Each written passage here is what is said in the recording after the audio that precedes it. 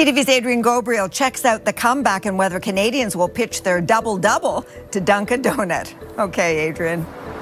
Sandy, let the donut wars begin. We all know that Tim Hortons is ingrained in Canadian coffee culture, though Dunkin Donuts plans to make a return north of the border with a big splash, planning to open 50 stores per year across the country. Dunkin Donuts just announced one of the biggest restaurant expansion plans Canada has seen in years, hundreds of locations, roughly 50 new stores annually, and a long-term push across the country. And the timing could not be more awkward for Donald Trump. Because while Washington keeps pressuring Canada with tariffs, trade threats, and reshoring rhetoric, a major American consumer brand is pouring long-term investment directly into the Canadian market anyway. Not only that, the company now feels the need to publicly reassure Canadians that this expansion will create Canadian jobs, use Canadian franchisees, and operate like a Canadian business. That is not normal corporate messaging. That is a sign that America's image inside Canada has taken real damage. The story started this week when Foodtastic, one of Canada's largest restaurant operators, confirmed that it signed a master franchise agreement with Inspire Brands to bring Dunkin Donuts back to Canada. The scale is enormous. Foodtastic says the company plans to open approximately 50 Dunkin locations per year starting in 2027, with hundreds of restaurants expected nationwide over time. The first expansion phase will focus heavily on Ontario and Quebec, particularly Toronto and Montreal, before eventually moving west toward Alberta and British Columbia. For Dunkin, this is a second attempt at Canada after the company's previous expansion collapsed years ago. The last Canadian Dunkin closed in 2018 following franchise disputes, weak market positioning, and intense competition from Tim Hortons. But this comeback looks very different from the old rollout. Foodtastic executives are presenting the project less like an American chain entering Canada and more like a Canadian-led business expansion using an American brand. The company repeatedly highlighted that it is headquartered in Montreal and Toronto, already operates roughly 1,200 restaurants nationwide, pays taxes in Canada, and plans to rely heavily on Canadian franchise operators. And then came the politically sensitive part. During interviews promoting the expansion, executives openly acknowledged that the United States is not the most beloved neighbor right now, while also expressing confidence that Prime Minister Carney would eventually help stabilize relations between the two countries. That one sentence quietly changed the tone of the entire story. The interesting part is not that Dunkin wants another shot at Canada. The interesting part is how carefully everyone involved is speaking. Normally, restaurant expansion announcements sound simple. Companies talk about jobs, locations, menu items, and market growth. This one sounded different. Executives kept circling back to Canada-US tensions, Canadian ownership, and local identity. At one point, the company almost sounded like it was trying to separate itself from Washington politics altogether. And honestly, that makes sense in the current climate. Since returning to office, Trump has escalated economic pressure on Canada through tariff threats, reshoring campaigns, and increasingly confrontational trade rhetoric ahead of the 2026 USMCA review. At the same time, Canada has seen a visible rise in economic nationalism. Buy Canadian messaging has become more common. Anti-American consumer sentiment has become harder for businesses to ignore. Even large corporations are now calculating political optics alongside normal market strategy. That creates a strange situation where a famous American coffee chain now needs to reassure Canadians before opening a single store.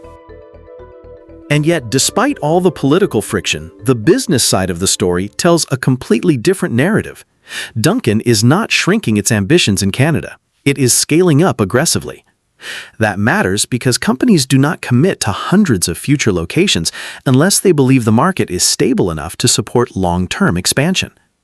Foodtastic clearly believes it can make the numbers work. The company already operates major brands across Canada, from Second Cup to Pita Pit and Milestones, and says it currently opens about 2 restaurants every week across its network. That kind of infrastructure gives Dunkin immediate reach into one of North America's most reliable consumer markets. And this is where Trump's strategy starts producing unintended consequences. Washington keeps trying to frame Canada as economically vulnerable and overly dependent on the United States. But major corporations continue treating Canada as one of the safest investment environments on the continent. Predictable regulation, stable banking, strong urban consumer markets, lower political volatility, a relatively calm business environment compared with the increasingly combative atmosphere surrounding U.S. trade politics. Those advantages are becoming more noticeable as investors and corporations look for stability instead of confrontation. The expansion also immediately triggered another problem for Dunkin', Tim Hortons. In the United States, Dunkin' is simply a large coffee and breakfast chain. In Canada, it is walking directly into a national symbol. Tim Hortons is woven into Canadian daily life in a way that most foreign brands struggle to compete with. Construction workers grabbing coffee before sunrise, hockey parents lining up after practice, highway rest stops in the middle of winter. Tim Hortons built itself into routines that feel deeply local. And Dunkin' understands that. That is why executives are already talking about adjusting products for Canadian tastes, creating localized menu items, and carefully managing the rollout instead of expanding too quickly. The company knows it cannot simply copy and paste its American identity into Canada and expect automatic success. Ironically, that may be the biggest sign of how much the political atmosphere has changed. American brands used to enter Canada assuming familiarity was enough. Now they are being forced to localize culturally and politically at the same time. The political backdrop also helps Mark Carney without him needing to say much publicly. Carney has spent months positioning Canada as economically stable, internationally reliable, and less chaotic than the increasingly aggressive trade posture coming out of Washington. The Dunkin' expansion quietly reinforces that image. Here is an American brand making a massive long-term investment in Canada, while simultaneously trying to distance itself from the political mood surrounding the United States. That is an uncomfortable contradiction for Trump, especially because this story arrives at the same time Canada is actively pushing diversification strategies in energy, minerals, trade, and infrastructure to reduce long-term vulnerability to U.S. political swings. And businesses are clearly noticing the difference in tone. One side is talking about pressure, tariffs, and leverage. The other side is talking about stability and growth. Right now, Dunkin's return to Canada still looks like a smart business gamble. The company sees a large consumer market, a stable operating environment, and room to compete for younger customers in major Canadian cities. But the rollout also exposed something deeper about the current Canada-US relationship. American companies are still investing heavily in Canada. They still want access to Canadian consumers. They still see long-term opportunity north of the border. But increasingly, they also feel the need to politically reassure Canadians before doing business there. And that may be one of the clearest unintended consequences of Trump-era tensions so far. Not American brands leaving Canada. American brands trying to prove they belong there. Canada and Denmark just tightened their Arctic alignment at the exact moment Greenland publicly rejected Washington's overtures. Whether the White House admits it or not, the United States has suddenly lost negotiating space in the most strategic corner of the North Atlantic. This is the first time Greenland's leadership has openly chosen Copenhagen and Europe over the US. And as NATO increases its focus on Arctic security, with Canada strengthening its role inside that strategic discussion, Donald Trump now finds himself holding far fewer cards than he expected. Now we are faced with a geopolitical crisis, and if we have to choose between the United States and Denmark here and now, then we choose Denmark. We choose NATO. The solution to the security needs of Greenland, but the entire Arctic region, is coordinated through NATO. First and foremost, Canada will take responsibility for our Arctic, but working in conjunction with others. We have close and deepening cooperation with the Nordic-Baltic 8 group of countries. The pivot became unmistakable when Greenland's Prime Minister Jens Frederik Nielsen delivered a line no American official wanted to hear. If Greenland must choose between the United States and Denmark, it chooses Denmark, chooses NATO, and chooses the European Union. It was a declaration made with full awareness of the geopolitical moment. Greenland is not dancing around the issue anymore. It has drawn a clear line about who it trusts to manage Arctic security and economic development. Trump's response was blunt and dismissive. He claimed not to know who the Greenlandic leader is, brushing off the statement as irrelevant. Yet inside Washington, the message landed with weight. Greenland is home to rare earth deposits, the deep-water access points critical to North Atlantic defense, and the GIUK gap that shapes NATO surveillance of Russian submarines. Losing influence in Greenland is not symbolic, it is strategic. As this unfolds, Denmark and Greenland have begun reinforcing their ties across Europe. Their coordinated visits to Berlin and Paris are not ceremonial tours. They signal a deliberate choice to anchor Greenland's future inside the European security architecture. And it is this European alignment that puts Canada into an unexpectedly powerful position.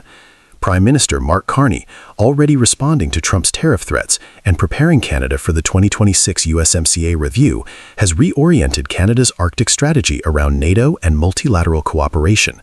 In recent speeches, he has made it clear that Canada will pursue a more independent path, strengthening relationships with Nordic and Baltic partners, and reframing Arctic security as a collective responsibility, not a bilateral power struggle. That position aligns almost perfectly with Denmark's, and it reinforces the idea that the Arctic should be governed by predictable alliances rather than transactional politics. Washington entered the Greenland conversation believing pressure tactics would create leverage.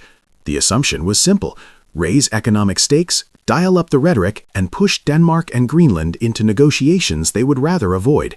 But the Arctic is no longer an empty chessboard. Europe is more unified after years of geopolitical shocks.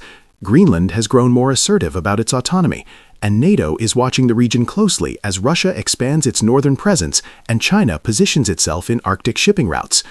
Greenland's public rejection of the United States was not an emotional flare-up. It reflected a structural choice. Greenland wants security and development frameworks built on respect for sovereignty. It wants partnerships that recognize its political agency. By framing the issue around alliances rather than deals, Greenland essentially removed Washington's preferred method of negotiation from the table.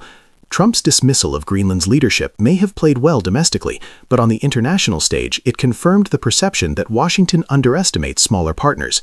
And in the Arctic, where legitimacy is built on cooperation, that misstep matters. Canada did not force itself into this story. It simply arrived with the right message at the right time. After facing tariff threats directly linked to Arctic disagreements, Ottawa accelerated 3 transformations: economic diversification away from America, stronger Arctic diplomacy with Nordic partners, and a clear emphasis on NATO coordination instead of bilateral improvised deals. Carney's recent comments captured this shift directly. Canada will support Arctic security through NATO. Canada will deepen ties across the Nordic and Baltic regions, and Canada will take a more assertive stance on issues that affect Arctic sovereignty, including Greenland. This positions Canada as a stabilizing partner at a time when Europe is wary of unpredictable signals from Washington. While the U.S. tries to negotiate influence through pressure, Canada builds it through alignment. Ottawa's credibility in multilateral settings gives Greenland and Denmark something Washington cannot easily match: a partner who reinforces their sovereignty rather than trying to override it. That creates real leverage for Canada, leverage that arrives quietly but changes the regional balance. Europe's response has been decisive. Berlin and Paris have moved quickly to back Denmark and Greenland, strengthening the idea that the Arctic is an integral part of European strategic planning. Greenland and Denmark's joint visits across the continent show how rapidly this alignment is solidifying. Inside the U.S. government, the split is obvious. Some American officials are trying to soften the message, insisting the U.S. is focused on economic interests and Arctic stability. But Trump's public tone suggests frustration, not strategy. That division weakens Washington's position and makes allies hesitate. If U.S. intentions are unclear and subject to change at any moment, countries will naturally search for consistency elsewhere. And right now, that consistency is coming from Canada and Denmark. What makes this moment particularly striking is how little Canada had to do to gain influence.